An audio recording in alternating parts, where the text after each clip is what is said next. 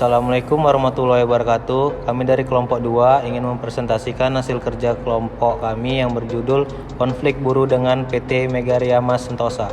Sebelumnya, izinkan kami memperkenalkan diri. Saya Bilal Hafiz Yazid. Saya Fahruzi Panglima. Saya Ahmad Ramadhani. Saya Ruli Domu Pratama Daulay. Saya Raka Kurniawan. Topik yang akan kami bahas ada 3, yaitu 1. Latar belakang, 2. Studi kasus dan solusi, 3. Kesimpulan. Latar belakang 1. Pengertian komunikasi bisnis.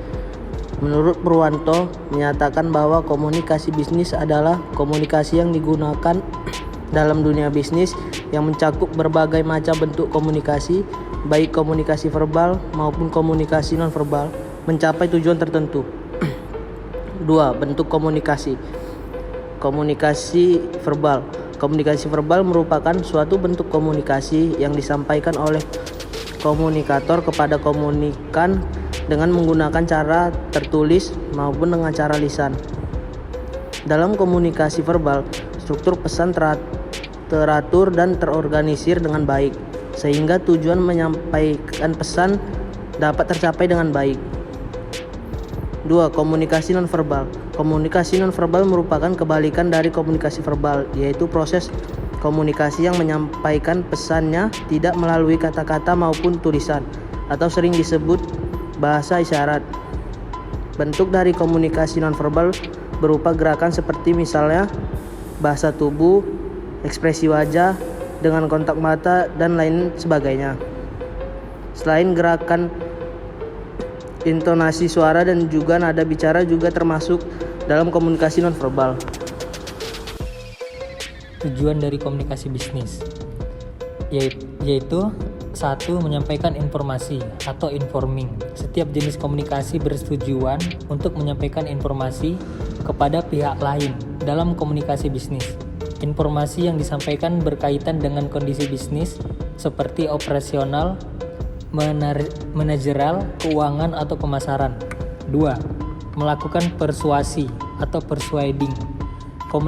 Komunikasi bisnis juga bertujuan untuk mempersuai atau mengajak pihak lain agar bisa melakukan pesan yang disampaikan. Tujuan ini biasanya diterapkan dalam aktivitas negosiasi antara dua belah pihak yang terlibat, baik secara internal maupun eksternal.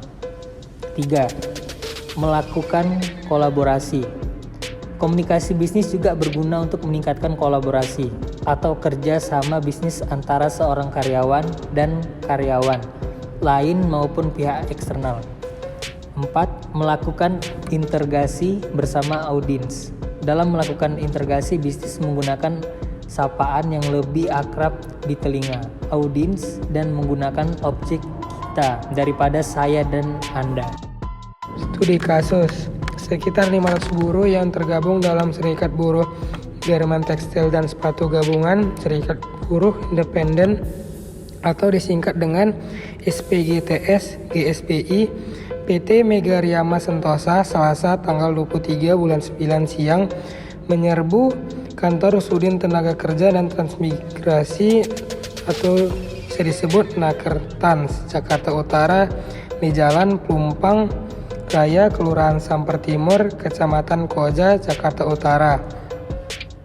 Mereka menuntut pemerintah mengambil tindakan tegas terhadap perusahaan yang mempekerjakan mereka karena mangkir memberikan tunjangan hari raya atau disingkat dengan THR.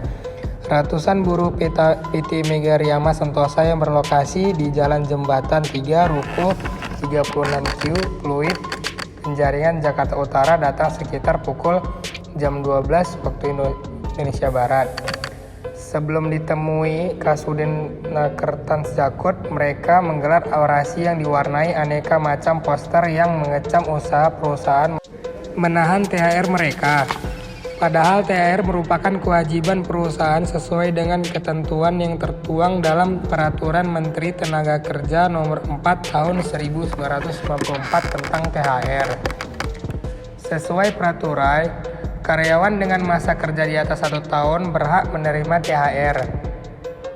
Sementara bagi karyawan dengan masa kerja di bawah 1 tahun, di atas 3 bulan, THR-nya akan diberikan secara proporsional atau diberikan sebesar 3/12 kali 1 bulan gaji karyawan. Karyawan yang baru bekerja di bawah 3 bulan bisa saja dapat tergantung dari kebijakan perusahaan.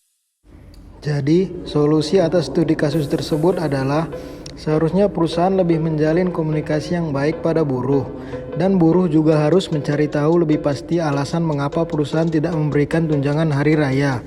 Perwakilan dari buruh dan manajemen harus berkomunikasi untuk membahas tentang hak dan kepentingan masing-masing demi menghindarkan konflik yang membuat kedua belah pihak saling dirugikan. Dengan menghilangkan rasa takut dan menanamkan kepercayaan buruh melalui komunikasi langsung dan teratur, banyak kesalahpahaman dan miskomunikasi yang akan dapat diselesaikan secara damai. Hal ini membuat lebih mudah bagi perusahaan untuk meminimalkan sengketa yang tidak perlu dan membebaskan pikiran para buruh untuk lebih fokus pada tugas. Jika komunikasi telah berlangsung dengan baik antara buruh dan perusahaan, maka antara perusahaan dan buruh akan terjalin keterikatan seperti simbiosis mutualisme. Menuntut di dalam hubungan komunikasi di suatu lingkungan kerja atau perusahaan, konflik antar individu akan sering terjadi. Konflik yang sering terjadi biasanya adalah karena masalah komunikasi yang kurang baik. Jadi kesimpulannya, dari kasus tersebut dapat dilakukan beberapa hal untuk mengurangi masalah komunikasi dalam berbisnis. Di antaranya, 1. Membentuk suatu sistem informasi yang terstruktur agar tidak terjadi kesalahan dalam komunikasi. Misalnya dengan membuat papan pengumuman atau pengumuman melalui loudspeaker. 2. Membuat komunikasi dua arah antara atasan dan bawahan menjadi lancar dan harmonis. Misalnya dengan membuat rapat rutin, karena dengan komunikasi melalui rapat rutin akan mengurangi masalah di lapangan. 3. Beri pelatihan dalam hal komunikasi kepada atasan dan karyawan. Pelatihan akan memberikan pengetahuan dan ilmu baru bagi setiap individu dalam organisasi dan meminimalkan masalah dalam hal komunikasi. Jika masalah komunikasi dapat diantisipasi dengan cara seperti di atas, maka akan berkurangnya kekeliruan dalam berkomunikasi dan dapat menjalankan suatu kegiatan dengan baik. Sekian presentasi kami. Jika ada kesalahan kata, mohon dimaafkan. Jika ada yang ingin bertanya, boleh tulis di kolom komentar ya. Sekian dari kami. Wassalamualaikum warahmatullahi wabarakatuh.